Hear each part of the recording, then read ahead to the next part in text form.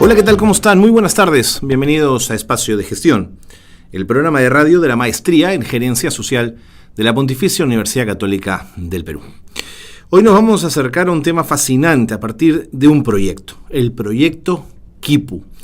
La importancia de los proyectos culturales en favor de las problemáticas sociales son cada vez más importantes y esta experiencia, el proyecto Quipu, es sin duda, la verdad que una idea fantástica porque mezcla la posibilidad de la realización de un documental, una página web y una línea telefónica, todo ello para visibilizar, para poner en agenda, para poner en materia y en tema de discusión todo lo que tuvo que ver con las esterilizaciones forzadas en el Perú a partir del relato de las mujeres víctimas. Es un proyecto fascinante, bien pensado, bien estructurado, amigable, que nos va a permitir aproximarnos sin duda al dolor de muchísimas mujeres en nuestro país. Este es un proyecto que ha desarrollado Rosmarie Lerner y María Cort, ambas responsables de este proyecto, y que nos van a contar con detalle cómo comenzaron, cómo surgió la idea, cómo decidieron llevarla adelante y cómo tuvieron el éxito esperado y cómo van a medir además el impacto que va a tener un proyecto de estas características. Es sin duda fascinante cómo desde las comunicaciones podemos sin duda impactar a favor de las problemáticas sociales y darles un giro y un cambio y visibilizar más de un problema. Ese es el tema de hoy en Espacio de Gestión, el programa de radio de la Maestría en Gerencia Social de la Pontificia Universidad Católica del Perú. Nos vamos a la pausa y comenzamos el programa y les presento a nuestras invitadas. Mi nombre es Carlos Cornejo. Bien, y tal como lo habíamos anunciado al inicio del programa, hoy vamos a hablar de la importancia de los proyectos culturales en favor de las problemáticas sociales en general, pero a partir de la experiencia de un proyecto muy interesante que se llama Proyecto Quipu. Rosmarie Lerner y María Cort son responsables de este proyecto y nos acompañan justamente esta tarde en Zona PUC para hablar de este proyecto y de otros que seguramente tendrán entre manos. Así que, Rosmarie y María, bienvenidas. Gracias por estar con nosotros. Muchas gracias por tenernos acá en el programa. Un gusto, encantadísimo. Hola, muy buenas tardes, muchas gracias. Cuéntenme qué cosa es Proyecto Quipu. ¿Por dónde comenzamos? Bueno, el proyecto Quipu es un proyecto documental transmedia que busca visibilizar las voces de aquellos afectados por las esterilizaciones forzadas que sucedieron en los 90 acá en el Perú. Es un proyecto que combina bajas y altas tecnologías. Es un proyecto participativo que estamos trabajando en colaboración con las personas afectadas por la campaña de esterilización. Y está disponible en 2 plataformas, en una línea de teléfono y en una página web. ¿Cuánto tiempo ha tomado el proyecto? Desde que comenzamos a investigar sobre el tema, 3 años. Y de que comenzamos a trabajar y a desarrollar todo el primer prototipo y lo que ahora está disponible en la web y la línea de teléfono, fueron 3 años. ¿Por qué el tema? ¿Qué les sedujo del tema? ¿Qué había en él que les llamó tanto la atención o la importancia que encontraron? Bueno, el tema apareció, nosotros estábamos viviendo en Londres con Ros, estudiamos un máster en Inglaterra y después de que estudiamos fueron las elecciones presidenciales pasadas de Perú, donde estaban ahí en campaña Humala y Keiko Fujimori, y el tema de las esterilizaciones forzadas volvió a aparecer en agenda, y es ahí donde Ros como que se da cuenta de la magnitud de este tema. Yo personalmente soy chilena y no sabía que esto había sucedido, y cuando ella se entera y me muestra, empezamos a ver los videos a través de las redes sociales, porque fue así, la verdad fue Facebook que nos acercó en primera instancia. Y las dos quedamos súper sorprendidas y tocadas por un tema, por una violación a derechos humanos tan trascendental y clara, y que habían pasado casi 20 años y que nada había sucedido en el fondo en términos de reparación o justicia o de reconocimiento de este caso. Y eso fue lo que nos movió inicialmente a hacer algo como comunicadoras, como documentalistas. ¿Tuvo que ver con los vínculos en la relación o la sensibilidad que puedan tener con los temas de derechos humanos? tiene que ver con un vínculo de género, con las agredidas en este caso. ¿Dónde estableces lo emocional en este caso, Rosmarie? Bueno, sí, definitivamente nosotros estamos las dos interesadas en derechos humanos, en derechos de mujeres. Yo creo que el hecho de haber estado en Inglaterra, creo que a las dos también un poco nos abrió los ojos en cuanto a tantas cosas que son consideradas normales o aceptadas a veces en países como los nuestros, que en realidad no están bien, especialmente en casos de trato a la mujer. Pero además era simplemente, yo creo que es una empatía que cualquier persona, no solo ser mujer o ser latinoamericana o ser... Es lo que nos acerca. Yo creo que cualquiera, al escuchar realmente de primera mano lo que estas personas, no solo mujeres, también hombres, han pasado, es imposible, y eso creo que esa es la premisa de la que partimos para hacer este proyecto, que nos parecía imposible. Si tú realmente escuchas directamente y te detienes a escuchar lo que estas personas tienen que decir, es imposible no sentirse afectado, creo. De acuerdo. Ahora, en tanto comunicadoras, podrían haber hecho una página web y ver el impacto, podrían haber hecho un documental y ver el impacto, o la línea telefónica y ver el impacto, pero dijeron, no, todo junto. Era como que, suena como que muy grande y muy arriesgado. ¿Cómo empiezan los primeros bocetos, las primeras líneas, las primeras aproximaciones a un proyecto de este tipo?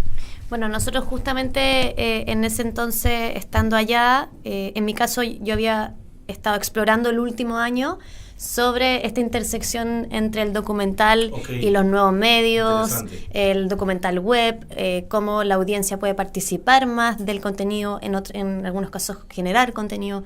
Entonces, cuando empezamos a conversar sobre esta historia, nos imaginamos inmediatamente un documental tradicional, pero al mismo tiempo dijimos, esta historia tiene tanta gente involucrada, tantas locaciones involucradas, hay distintas maneras que se puede visualizar este tema que no se ha hecho hasta ahora y que quizás podría tener un mayor impacto, y ahí es donde nos empujamos y armamos un equipo multidisciplinario a decir, bueno, ¿cómo la contamos de una manera más innovadora, más participativa, en que las mismas personas pueden contar de primera mano su historia? Y ahí partió un proceso súper interesante de primero analizar las especiales características de estas comunidades, la gente que había sido afectada por la esterilización, luego analizar qué acceso a tecnología tenían y entender que no podíamos hacer un proyecto web, por ejemplo, full digital, si es que las mujeres que viven en zonas rurales no tienen acceso a internet, entonces no tenía sentido. Y ahí empezamos a decir, bueno, pero ellas sí usan teléfono, y varias de ellas tienen, o algún pariente tiene el teléfono tradicional, digamos, no el smartphone. Y también nos dimos cuenta que en muchos de los casos esas personas son iletradas. Entonces, un proyecto que fuera, por ejemplo, de texto, de escribir, tampoco funcionaba tanto. Iba a pasar lo mismo, claro. Y ahí donde empezamos a acotar hasta llegar como al audio, como corazón de la manera de compartir esta historia, y que lo hicieron a través del teléfono, y descubrimos que había una manera de conectar este teléfono a una web. Y ese es como el gran, como, no sé, como estrellita del proyecto Equipo, que es como que lo hace tan especial, ¿no? Como conectar alta y baja tecnología y hacer que gente pueda dialogar en mundos tan como una señora que llama desde Ayacucho puede ser escuchada por una persona en Inglaterra y conectar. Eso es fantástico. ¿Hay otras experiencias comunicacionales en este sentido? ¿Vieron si existían, exploraron si habían otras experiencias de este tipo, o esto está absolutamente novedoso? No, definitivamente hemos visto otros proyectos que utilizaban audio, que utilizaban tecnología celular.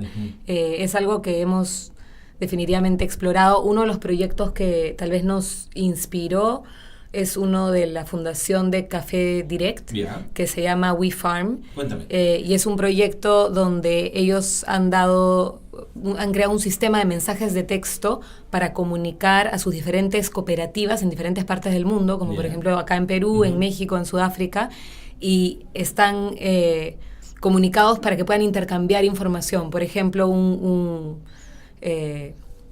agricultor acá de Perú puede mandar un mensaje a esta red abierta sobre un tipo de plaga, y alguien de África que que ha tenido ese tipo de plaga antes, ese problema, puede resolver la pregunta y mandarla. Y funcionan con un sistema de voluntarios que hace traducciones. Entonces, cosas así nos inspiraron también, porque empezamos a ver las posibilidades de la tecnología. Y una de las cosas que nos importaba mucho, como dice María, no hemos hecho esto como pensando vamos a hacer una página web o un teléfono, sino que hemos ido al problema y después hemos visto, de acuerdo a las características del problema y de la historia que queríamos contar, qué tecnología era la más apropiada. Y sí, en ese sentido ha sido un proceso bastante interesante. De acuerdo. ¿Hubo agoreros? ¿Hubo gente que les dijo, ustedes están locas, se están metiendo en un liazo, cómo van a hacer? ¿O por el contrario, estímulos, apoyos, sigan adelante, esto va a salir bien? Bueno, yo creo que inicialmente sí teníamos un temor, o sea, el hecho de que estuviéramos este equipo en Londres, como sentado en una mesa todos los días como no sé, imaginándonos esta línea de teléfono, esta web, que la gente iba a querer compartir. Sí había un temor antes de que hiciéramos el primer viaje a terreno, de que quizás, no sé, llegábamos donde la señora y nos decían, ¿qué es esto? O sea, ¿por qué tengo que compartir una historia a través de un teléfono? Porque mi historia, no sé, no era tan, había hartas presunciones y no era todo tan obvio que iba a funcionar. Pero cuando viajamos a Huancabamba, que fue el primer lugar donde trabajamos con una organización de mujeres que está organizada hace bastante tiempo, y hicimos el primer taller mostrando nuestro primer prototipo de línea de teléfono, que era bastante complejo también. Ahí empezaron a salir varias cosas muy interesantes que Ros puede contar un poco más, porque nos hicieron como afinar lo que estábamos haciendo, simplificarlo por un lado, muchísimo más, dejar, pero sí tener la tranquilidad de que ellas sí tenían la necesidad de contar su historia. Eso estaba claro desde el comienzo. Y que la tecnología efectivamente sí estaba funcionando, porque quizás era mucho más íntima que una cámara y otro interlocutor, y entre ellas mismas, o sea, está como, casi siempre es como el teléfono, una señora y la otra, que se están como un poco se cuentan su historia, pero el teléfono funciona como entre una grabadora o no sé, pero algo como bien íntimo, pero también en conjunto, que es bonito. Antes que me cuenten los detalles del trabajo de campo, que creo que eso es fascinante. ¿Dinero? Hablemos de dinero. ¿Cómo? ¿De dónde viene? Claro, uno mira los bolsillos de uno, lo primero, va a la familia, dice, ¿se puede, no se puede? ¿Cómo hicieron? No, exacto. En términos de apoyo, yo creo que el hecho de haber producido este proyecto ha sido producido desde Inglaterra en un inicio, y gracias a Dios hemos tenido el apoyo especialmente de un fondo del Consejo de Artes y Humanidades, que abrieron un fondo y que había solo una edición que era para documental interactivo, se llamaba El Futuro del Documental. Y era un fondo que estaba destinado a investigación y desarrollo, no te pedían terminar nada. Era un fondo concursable, digamos. Era un fondo concursable que buscaban colaboraciones entre académicos y industrias creativas, porque lo que querían es sacar el conocimiento académico de las universidades y empezar a hacer, digamos, estas colaboraciones. Es importante. Nosotros fuimos el primer proyecto internacional, digamos, en ser pues elegido para que haber esto. Adorado, digamos, que aparecían. Sí, bueno, han sido, el fondo se llamaba REACT, es en Bristol, en Inglaterra, y las personas de este fondo nos han apoyado y nos siguen apoyando hasta el día de hoy, y sin ese apoyo inicial que cubrió toda esta etapa de investigación y desarrollo, el proyecto hubiera sido imposible. Pero después, gracias a este fondo que nos permitió hacer un prototipo y a tener algo que enseñar y decir, miren, esto funciona y puede realmente existir, nos pudimos sacar otros fondos importantes, uno del Festival Hot Dogs en Canadá, otro del Tribeca Film Institute en Nueva York. Hicimos una campaña de crowdfunding también que fue exitosa, y también, bueno, tuvimos otras oportunidades, y recientemente nos hemos sacado otro fondo para una campaña de impacto de Fledgling Fund de también Nueva York. Ahora, escuchándote, ¿o el proyecto es muy caro o les han dado muy poquito en cada lugar? El proyecto es muy caro porque lamentablemente estos proyectos, con nuevas tecnologías, con diseño y experimentales, donde uno no sabe en verdad cuál es el resultado. No es que nosotros vamos donde un diseñador y le decimos queremos esto y nos lo entrega, sino que es todo un proceso iterativo. Y hemos trabajado así muchas veces porque estamos en realidad haciendo algo que no existe. Entonces, Es un proceso largo, la tecnología detrás es cara. Además, los viajes, somos un equipo grande. 3 años de estar trabajando, o sea, por eso que distintos fondos aparecieron en distintas etapas del desarrollo del proyecto. Bueno, no se les ocurra moverse porque estoy ilusionadísimo con el proyecto. Quiero que me sigan contando, me voy a la pausa y ya luego quiero que me hablen de trabajo de campo y que me hablen de indicadores. ¿Cómo van a medir que esto es exitoso? Porque claro, no hay proyecto social que no tenga indicadores que nos digan que estamos haciendo lo correcto. Venimos con eso. Gracias nuevamente por estar con nosotros. Pausa y volvemos en Espacio de Gestión.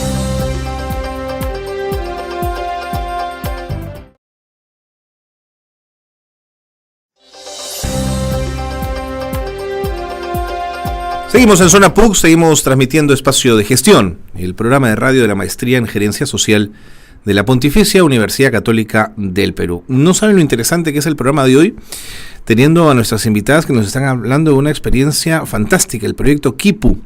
Esto en el marco de una discusión y un debate sobre la importancia de los proyectos culturales en favor de las problemáticas sociales. Rosmarie Lerner, responsable de este proyecto, junto a María Kurt, están aquí. Y yo estoy muy contento de tenerlas porque nos están hablando de cosas fascinantes, de comunicación, de impacto social, de transformación, que es un poco lo que la gerencia social también hace, dicho sea de paso. Y Rosmarie, nos habíamos quedado en la parte del trabajo de campo. ¿Cómo comienza esto? ¿Quién hace la primera maleta? ¿Hacia dónde enrumban? ¿Qué llevan en esas maletas? Bueno, el primer viaje de campo, como mencionaba María, lo hice yo con Alejandra Vélez, una asistente de producción. Y en realidad ese viaje fue un primer viaje a Huancabamba, Piura, para conocer a la organización AMBA, que es la Asociación de Mujeres de Huancabamba, que ya venían luchando por el tema. Y era un primer taller para presentarles a ellas la idea del teléfono. Habíamos nosotros diseñado una línea de teléfono con varias opciones y queríamos probar y constatar si es que efectivamente todo esto que habíamos estado diseñando y pensando sentados en nuestra mesa, en nuestro escritorio en Londres, en realidad iba a resultar o no. Entonces, cuando llegamos a Huancabamba, conocimos a Esperanza Guayama, que es la presidenta de la AMBA y que es también productora de campo del proyecto. Ella convocó a una reunión de mujeres por radio. Nosotros no sabíamos cuántas mujeres iban a atender, pero este es el medio que ellas normalmente utilizan para organizar. La radio comunitaria, digamos, sí, claro, es súper potente el interior. Exacto, y eso fue una de las cosas que también influenció. Nosotros también estamos haciendo campañas radiales, vamos a hacer campañas radiales en todo el Perú, y eso reforzó nuestra idea de que el audio era el medio que teníamos que utilizar para contar esta historia. Bueno, el día del taller, en la mañana habían pocas señoras, empezaron a llegar 5, 10, entonces empezamos a contarles, a decirles que esto era un experimento y que queríamos ver con ellas, experimentar, a ver qué pasaba y queríamos probar la línea de teléfono.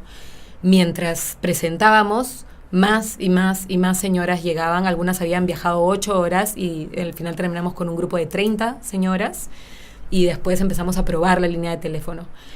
En ese entonces, la primera versión de la línea de teléfono, nosotros una de las cosas que queríamos hacer era tratar de trasladar algunas de las características y beneficios que vemos en la web, en el internet, a la línea de teléfono. Porque uno de nuestros objetivos también con este proyecto es tratar de superar la brecha digital y ver cómo ayudar a gente que no tiene acceso a internet a no cada vez estar más desconectada, sino a integrarse también a este diálogo global. En ese sentido teníamos 3 opciones. La primera fue hacer un cuestionario, porque no sabíamos qué tipo de historias nos iban a contar. Entonces hicimos un cuestionario con diferentes preguntas, más o menos 15 o 20 preguntas, sobre el tema de la maternidad, temas de la esterilización, de qué es lo que había pasado. Después hicimos una segunda versión que nosotros le llamamos como streamed petition, una petición que lo que queríamos simular era como un post en internet y comentarios. Entonces lo que hicimos fue una grabación de audio que las personas podían escuchar y después comentar. Y uno podía seguir comentando y comentando. Y después la tercera forma fue simplemente cuéntanos tu historia, y era la forma libre. Y cuando probamos con las señoras, obviamente de lejos la tercera forma fue la que prefirieron. No necesitaban la guía de las preguntas, lo del comentario fue muy complicado y simplemente el momento que era cuéntanos tu historia, las señoras empezaron a hablar y fue muy catártico para muchas de ellas, en muchos casos después porque se pueden escuchar una vez que graban. Claro. En muchos casos era la primera vez que algunas de ellas escuchaban su propia voz. Increíble, ¿no? Entonces fue muy bonito y bueno, nos convencimos y después de hacer una sesión de preguntas con las señoras y recibir todos sus comentarios, decidimos que definitivamente así tenía que ser la línea de teléfono y bueno, después de varias veces hemos seguido afinando, pero la línea desde ese entonces hasta el día de hoy, la línea de teléfono del proyecto tiene solo 2 opciones, es apretar 1 para que uno comparta su historia y simplemente puede contar la historia, no hay ningún tipo de guía, uno puede decir lo que quiera, o apretar 2 para escuchar las historias ya compartidas por otras personas. María, ¿tú no estuviste en ese primer contacto? No, en ese viaje yo no estaba, o sea, me quedé con el equipo de Londres como desde allá, con nuestra base en el fondo, y íbamos recibiendo de parte de Ross, justo Ross venía a Perú, entonces aproveché, como que fue como... Era el momento, claro. Era el momento, y luego después en una segunda instancia volvimos a Huancabamba, y ahí sí fuimos juntas, y estuvimos como 10 días en el desarrollo ya real, porque el primero fue más como un viaje de investigación y el segundo ya fue netamente de producción y de seguir ya convencidos de lo que estábamos haciendo, dándole para adelante con el proyecto. Estas mujeres que me contabas, Rosmarie, querían hablar. ¿Hablaban desde dónde? ¿Desde el dolor y la rabia? ¿Desde la necesidad de la denuncia? Desde es la primera vez que me escuchan, yo no voy a perder esta oportunidad, ese anhelo de justicia? ¿Qué percibiste en estos primeros relatos? Bueno, yo creo que un poco de todas las cosas que has mencionado. Una de las principales cosas que yo sentí o que noté cuando fui a Huancabamba la primera vez es la gran necesidad que tienen estas personas. En el caso de Huancabamba, bueno, mujeres son las con las que hemos colaborado. Pero sí, hay una gran necesidad de reconocimiento, de por fin ser escuchadas, y hay una gran necesidad de reparación. Necesitan ayuda en términos de salud, porque muchas de las personas están afectadas y siguen afectadas desde el día de hoy, están en una situación delicada y lamentablemente no tienen medios para hacerse ver. Y muchas veces en los centros médicos no las quieren atender porque hay además cierto tipo de rechazo a las personas que son esterilizadas, porque hay una relación creo que un poco tensa entre la salud pública y las personas que fueron esterilizadas.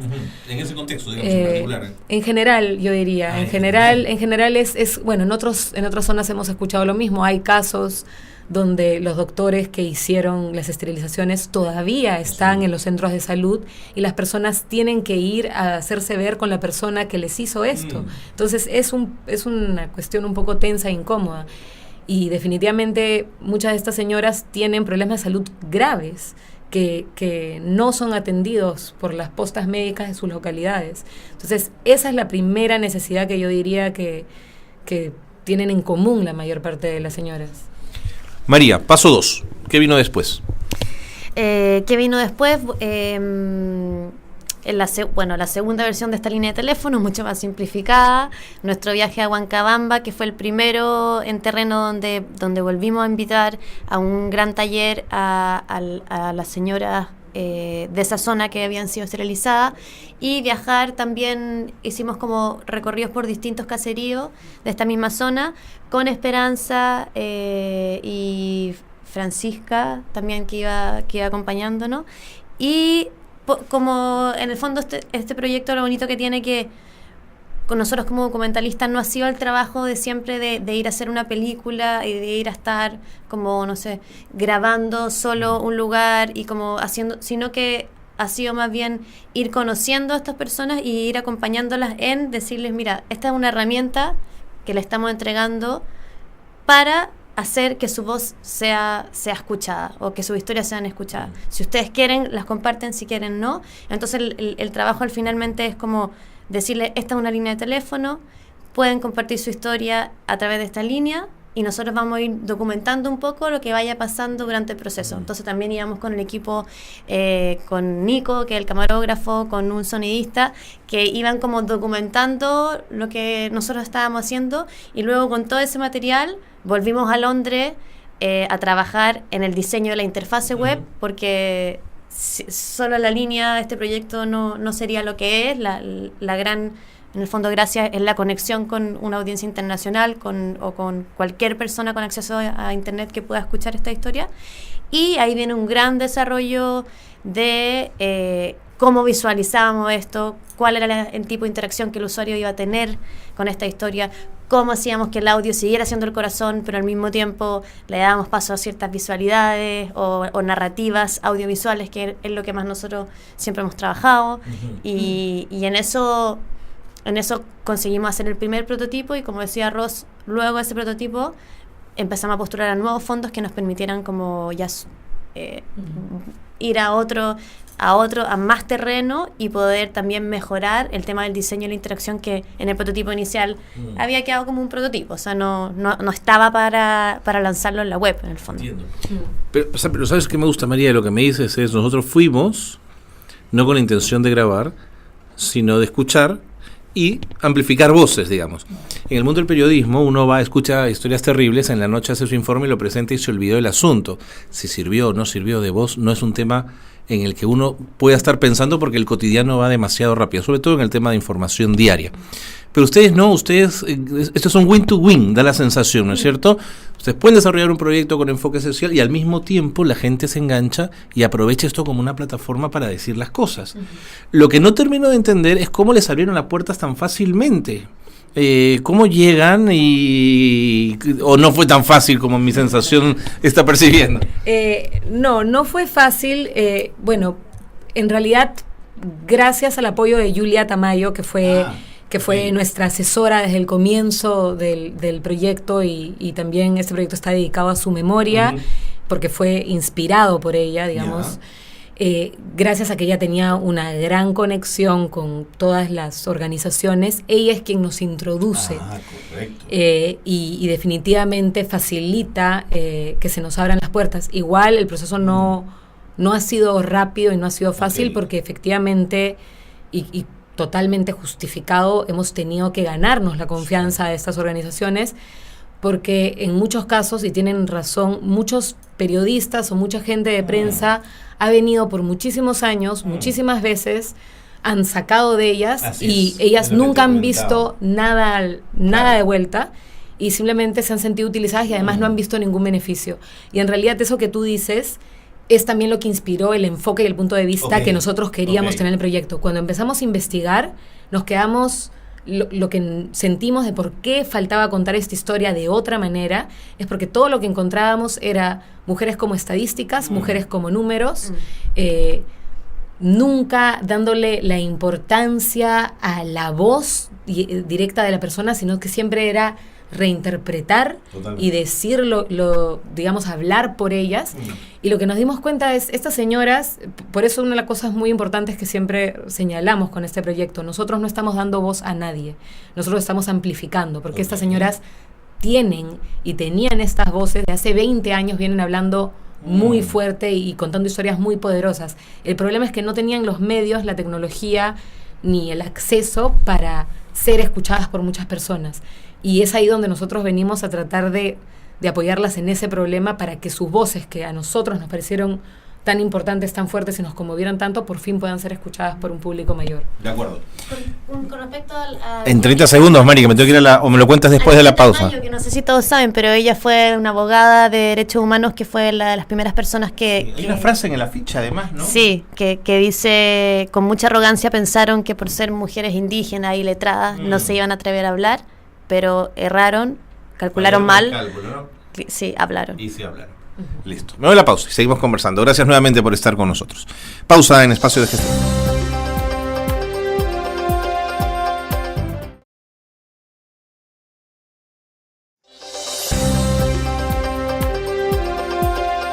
Seguimos en el programa, estamos hablando de la importancia de los proyectos culturales en favor de las problemáticas sociales, la experiencia del proyecto KIP, un proyecto que ha sido presentado hace muy poquitos días. Estamos con Rosmarie Lerner, responsable de proyecto, junto a María Kurt, también responsable del proyecto. Háblenme de la interfaz, del tema web. La aproximación de quienes no conocemos la web es una aproximación del mundo Java, HTML, programación, ¿dónde está lo sencillo de la web que nos dijeron siempre? ¿No es cierto? Para que quede perfecta. En el caso de ustedes, ¿cómo hicieron en esta etapa? ¿Programaron, tercerizaron? ¿Qué cosa hicieron? Bueno, el trabajo de la interfase web hay mucho de... Son dos partes, en el fondo, lo que uno ve de frente y lo que uno ve o sea, todo el código que es lo de detrás, que nunca nadie ve, y lo de frente. Y para eso trabajamos dentro del equipo con dos personas. Una que se preocupa, que es Yuan, un inglés que es increíble, que ha estado desde comienzo con nosotros trabajando en el desarrollo de la línea de teléfono, del concepto en general del proyecto y del código detrás, o sea, todo lo que se codifica, claro. Y luego también con unos diseñadores de interacción que se llaman, que es como este nuevo gran rol que en el futuro va a ser cada vez más cotizado.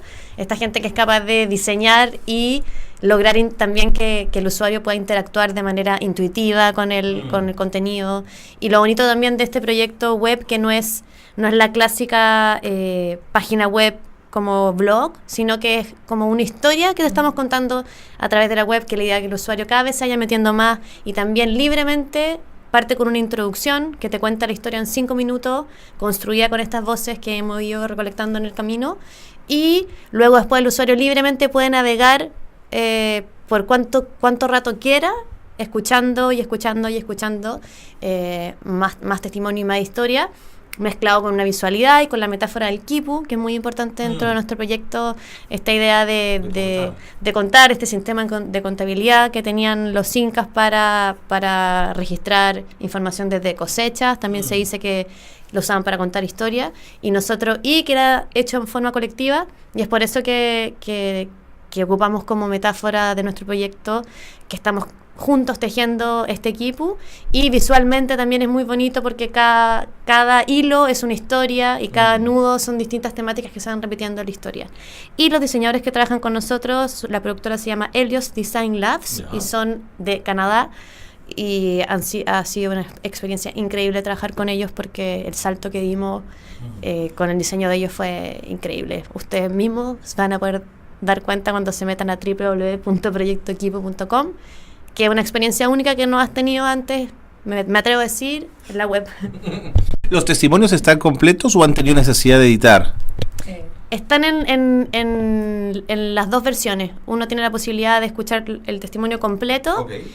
Y en algunos casos dividimos por temáticas, son estos nudos dentro, hay algunos testimonios que tienen como nudos del quipu en el fondo, y por temáticas hay muchos testimonios, por ejemplo, que la gente repite ciertos momentos de la historia, por ejemplo, cuando los convencieron de que se tenían que interesar, o el momento de la operación. Entonces está dividido por temática y uno puede navegar de esa manera, o también ir testimonio por testimonio y escucharlos completos sin edición.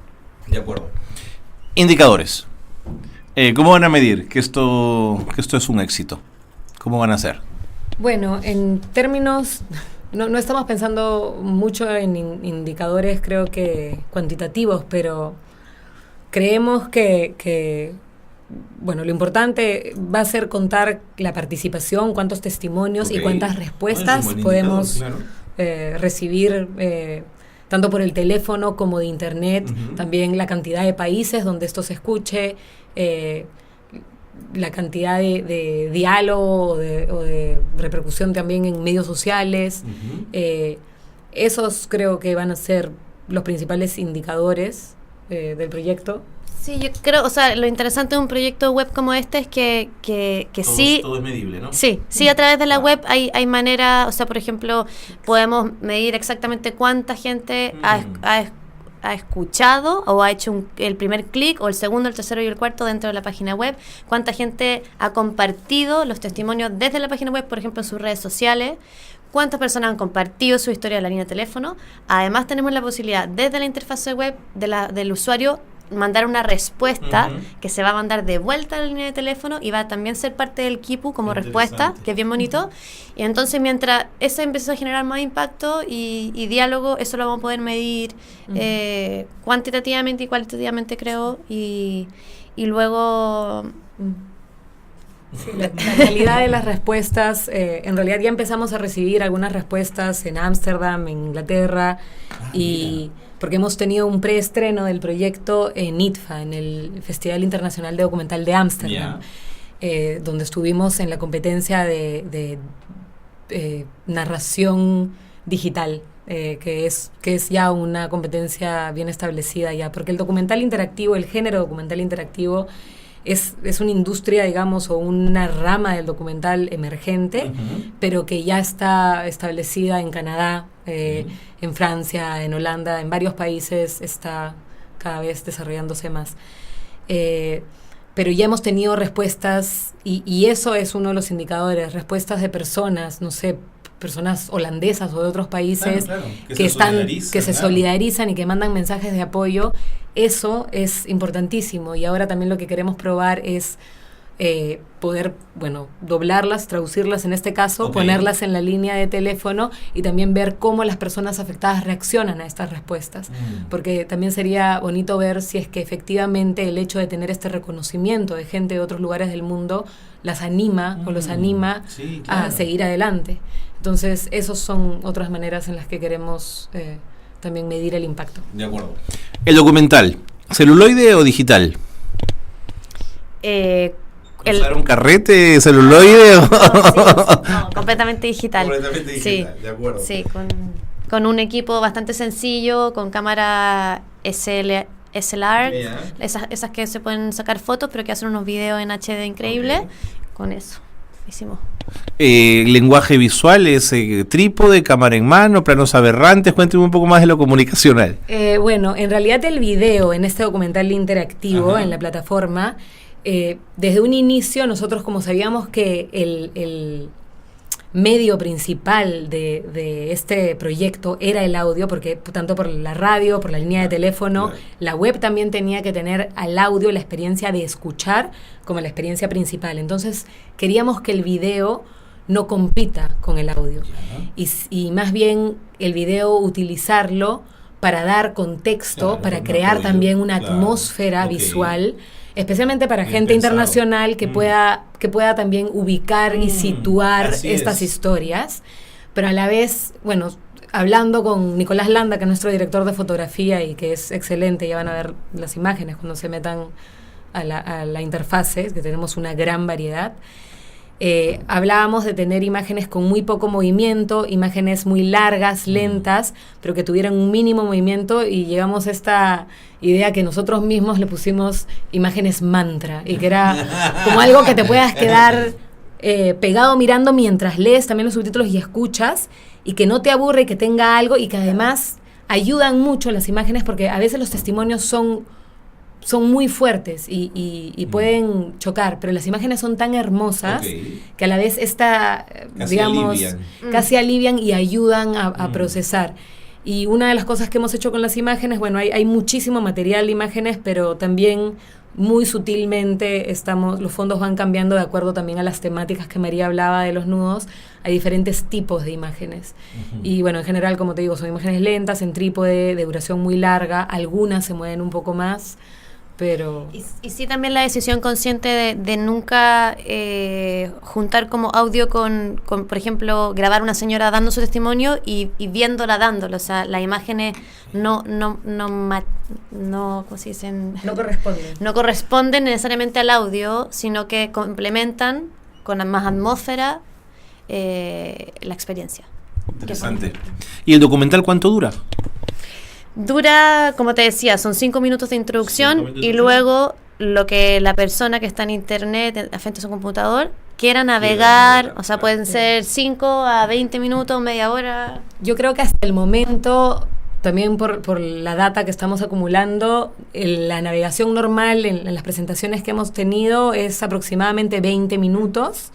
Hay gente que se queda más tiempo, hay gente que se queda menos tiempo. Oye, 20 minutos es un montón, es bastante para web. Sí, eso te iba a decir. Esto ha sido también en contexto de festivales donde ha habido una computadora, donde la acuerdo. gente se ha quedado ahí porque estaba. No sé, puede ser más o menos cuando las personas estén en su casa Pero en todo caso eso es algo que nos ha impresionado, o sea, como esta mezcla quizás de estas mismas imágenes como media mantra y de estos testimonios, la gente escucha uno y quiere escuchar otro, y quiere escuchar otro, y quiere escuchar otro, o sea, es increíble cómo ahora nosotros presentamos en un festival en Santiago la interfase y era un festival de música electrónica, pero que tenía toda una zona como de proyectos de tecnología, de creatividad, qué sé yo. Kipu estaba ahí. Yo pensé que quizá, no sé, la audiencia no iba a conectar tanto.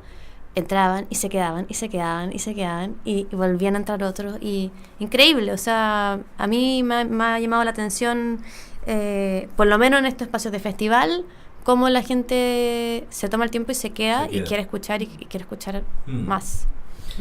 Tengo que hacer preguntas políticas, las voy a hacer después de la pausa, pero antes, lo que puede pasar con proyectos como este, que te enganchan tanto y de los que te enamoras, es no saber cuándo cierras, cuándo pones el candado y decir hasta aquí.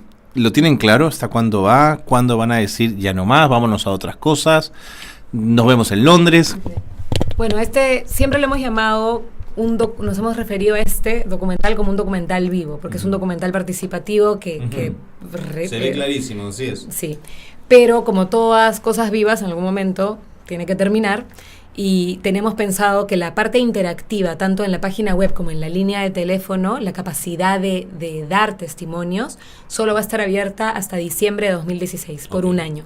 Después de eso, sin embargo, lo que queremos hacer y lo que vamos a hacer es dejar la página web, y esperamos también la línea de teléfono, como un archivo permanente, siempre accesible. Ya uno no va a poder contribuir con más testimonios, pero por lo menos va a poder acceder a toda esta base de datos de voces. Y para eso la Universidad de Bristol y The British Library ya nos han asegurado que van a mantener el archivo por lo menos 30 años. Ahora, eso está muy bien. Sí, entonces por lo menos tenemos asegurado que estas voces van a estar guardadas, y ahora lo que estamos buscando también es alguna organización, algún socio que quiera hacerse cargo de la línea de teléfono, porque nos gustaría mantener abierta esta línea de teléfono para que las personas que no tienen acceso a internet también tengan acceso a este archivo permanente. Sería fantástico. Bueno, me voy a la pausa. Dejo preguntas. ¿Son conscientes del peso y el impacto político que va a tener este proyecto? ¿Son conscientes que en época electoral esto va a ser mucho más, va a generar mayor urticaria de la que uno puede imaginarse? Contéstenme después de la pausa. Nos vamos al corte y volvemos. Quédense. Estamos en Espacio de GC.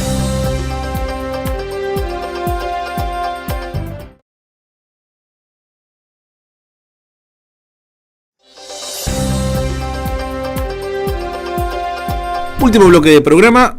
Rosmarie Lerner, responsable de proyecto, junto a María Kurt, de este proyecto Kipu, nos acompañan, y habíamos dejado planteadas preguntas políticas. A ver, ¿son ustedes, conscientes, tienen claro que esto va a generar un revuelo por el momento y por el tema?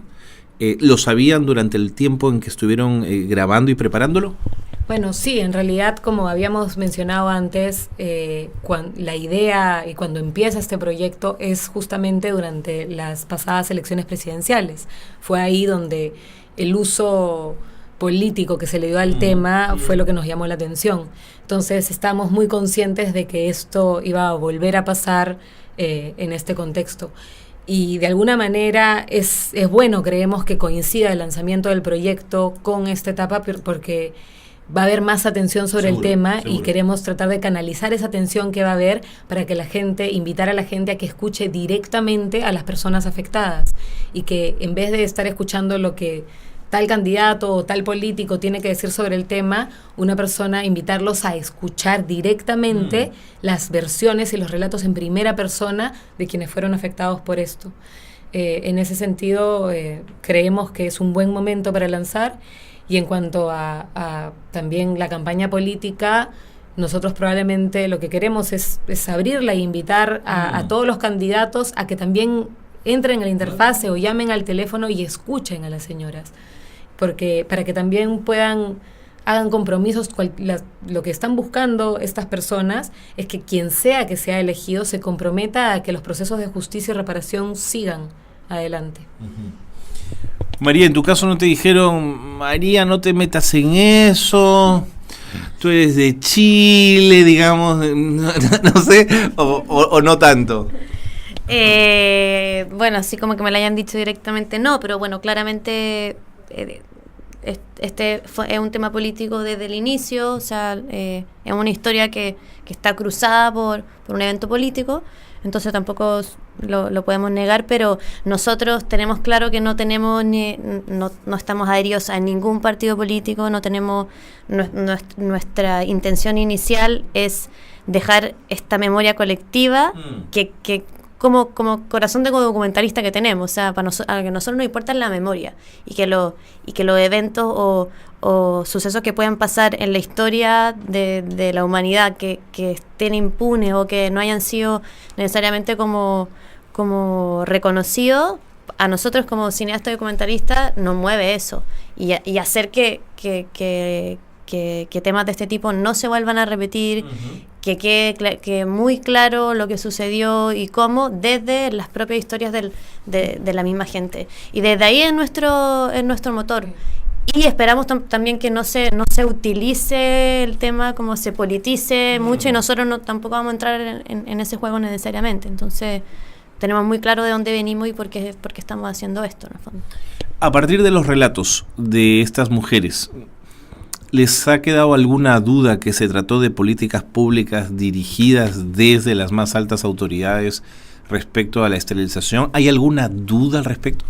No, en ese sentido a nosotros no nos queda ninguna duda de cómo se planteó este programa. Esta fue una política de Estado donde se hicieron violaciones sistemáticas de derechos humanos. Eso no hay ninguna duda, Rosmarie. Bueno, hay muchísimas pruebas. Nosotros ahora, nos basamos en lo que otras organizaciones, el trabajo que han hecho, los informes de la Defensoría, el trabajo también de Amnistía, que tenemos una colaboración con Amnistía Perú, Amnistía Internacional, donde nos estamos apoyando su campaña de recolección de firmas y ellos están apoyando al proyecto. Y creo que no nos queda duda de que esto no fueron casos aislados de médicos entusiastas. Creo que eso es minimizar lo que pasó de una manera que no tiene sentido. María, ¿me ibas a comentar algo sobre el tema? No sé, creo que lo de... me pareció, si no. Creo que lo de Amnistía, sí, que estamos colaborando con Amnistía y que también nosotros, también desde el inicio, por eso es que trabajamos en colaboración con las organizaciones de activistas que están viendo el tema judicial y todo, pero nosotros siempre también desde el lado de la comunicación, que no es nuestra expertise, la promesa o lo que nosotros pudimos decir que era el objetivo principal era que estas voces se escucharan lo más posible, que esta historia dieran vuelta al mundo y luego aportar de alguna manera un granito de arena a que el proceso de justicia y reparación se lleve a cabo. Y ya en el plano más personal, cuando uno hace documentales y escucha tantas historias, y se van impregnando en el alma y en el corazón de ustedes mismas, ¿cómo es la noche? ¿Cómo duermen? ¿Cómo un poco sale todo eso que va quedándose ahí dentro? Bueno, es bastante fuerte, hay historias muy, muy dolorosas que definitivamente no solo a uno lo chocan, pero también lo mueven e inspiran. Pero yo creo que principalmente, como hemos tenido la oportunidad también de conocer a muchísimas de estas señoras y algunos varones cara a cara y el poder ver en verdad la resiliencia que tienen, el optimismo que tienen, a pesar de las historias tan duras y terribles que han tenido, es simplemente inspirador. Y cada vez que venimos a Perú y que cada vez que hemos ido a un viaje de estos de producción y hemos compartido con las señoras, lo único que hace es llenarnos más de energías, llenarnos de más fuerzas para seguir adelante, porque si es que ellas, después de 18 años de seguir buscando justicia, siguen incansables y siguen fuertes, lo único que te puede dar eso es fuerzas. Fuerza, ¿no? Sí, creo que Ros lo dijo muy bien y sí, y ese es un poco el espíritu del proyecto Equipo, esta idea del empoderamiento de un grupo de gente que unida sigue en la lucha por un objetivo común por compartir una experiencia que de alguna manera les cambió la vida, pero para mal y para bien también. O sea, el entender que su voz sí tiene un poder, que sí hay derechos que son inviolables y que probablemente a sus hijos y a sus nietos esto tampoco les va a volver a pasar porque tienen cómo defender sus derechos. El jueves 10 presentaron el proyecto. ¿Qué se viene? ¿Qué otros eventos van a haber en relación a este tema?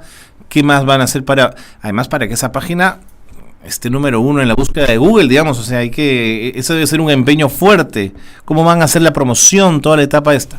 Bueno, hay toda una campaña de impacto que tenemos planeada. Queremos hacer una campaña radial. Estamos buscando también socios que nos apoyen para hacer una campaña radial en todo el Perú, en radios locales, en radios a nivel nacional. Vamos a lanzar esta semana en Chile, en la televisión chilena también la campaña, porque somos parte de un programa de Chiledoc. Y bueno, también tenemos una serie de actividades de talleres de capacitación con ciertas organizaciones, o estamos buscando a las que podamos enseñarles sobre el proyecto, el uso de la línea de teléfono. Vamos a tener unos paquetes de inductivos, digamos, de cómo usar la línea, porque queremos dar las organizaciones que puedan replicar y llevar a más lugares del Perú también, para que se propague, digamos, el conocimiento de este número de teléfono y ya está. Y redes sociales, seguramente, muchas redes sociales, ¿no? Eso mismo te iba a decir, como el proyecto es un proyecto online, vamos a reforzar mucho la campaña en redes sociales y también lo bonito de este proyecto es que ya no solo depende de nosotros, sino que de cada uno que se vea tocado por esta interfase, como esa persona replica en sus propias redes el proyecto. Y eso es lo que como que nos tiene ahí expectantes de ver qué pasa, que yo creo que puede empezar una bola de nieve que va a ser súper interesante. ¿Y se han imaginado qué público es el que podría ser más receptivo a una propuesta como esta? ¿Son más hombres, son más mujeres, son más jóvenes, más adultos? Bueno, sí hemos hecho bastante investigación en general. Creo que en base a lo que hemos visto, las mujeres suelen ser bastante más receptivas y afectadas, pero también algunos hombres, pero sí hemos visto una diferencia. En términos de un público internacional, mujeres interesadas en derechos humanos, derechos reproductivos, hemos tenido una buena recepción, también gente interesada en nuevos medios, en nuevas tecnologías, en documental, ese es otro público. Acá en Perú, bueno, hay toda esta red también de gente que lucha por los derechos humanos y por los derechos de las mujeres, pero lo que queremos justamente es romper simplemente estas redes que son donde estos temas normalmente resuenan, pero abrirlo a un público más amplio también, a gente más joven, a gente que por lo general tal vez no estaría interesada en el tema o en una campaña activista de esterilización forzada en general, pero que le puede interesar, no sé, una experiencia web interactiva, nueva, novedosa, y que por ese punto entre al tema y se entere de algo que no se hubiera enterado de otra manera. Entonces, hay diferentes puntos, digamos, de acceso. Bueno, pues creo que he preguntado todo. Gracias, de verdad, y mucha suerte con el proyecto. ¿Va a ser proyecto de tesis también para sus maestrías? No, nada que ver, ¿no es cierto? Nuestras maestrías ya las terminamos, pero sí estamos trabajando colaboramos desde el comienzo con 2 académicos de la Universidad de Bristol, Matthew Brown y Karen Tucker, y ellos sí están preparando un paper en función a este proyecto. Sí. Eso está bueno, además le da peso académico a lo realizado, ¿no? Sí. Siempre ha tenido peso académico porque ha sido una colaboración desde el inicio en ese sentido, entonces, sí. Y bueno, lo que creo que no hemos dicho es la página web y el teléfono. Entonces, los invitamos a visitar www.proyectokipu.com. Yo creo que todos saben escribir Kipu. Todo juntito, ¿no es cierto? Todo junto. Y bueno, Kipu, por si no sabes, Q-U-I-P-U. Sí, porque en quechua es con K. Y bueno, también los invitamos, si es que no tienen acceso a internet, a llamar a la línea de teléfono, que es gratuita y se puede llamar desde cualquier lugar del Perú. La línea está tanto en español como en quechua, y el número es 0800-71011. Muy rápido, lo has dicho, Rosmarie, otra vez. 0800-71011. De acuerdo, línea gratuita. Mil gracias. Y mucha suerte, ¿eh? Es un proyecto fantástico, en lo que se han metido es maravilloso. Gracias por haber estado aquí. Muchas gracias. Muy bien, y con esto le ponemos punto final al programa de hoy. Gracias por habernos acompañado. Ya ven ustedes cómo desde la mirada social se pueden hacer experiencias como estas. Al menos esa es una en el ámbito de las comunicaciones, pero por supuesto que hay otros espacios para ello. Nos vamos, nos reencontramos la próxima semana aquí en Espacio de Gestión.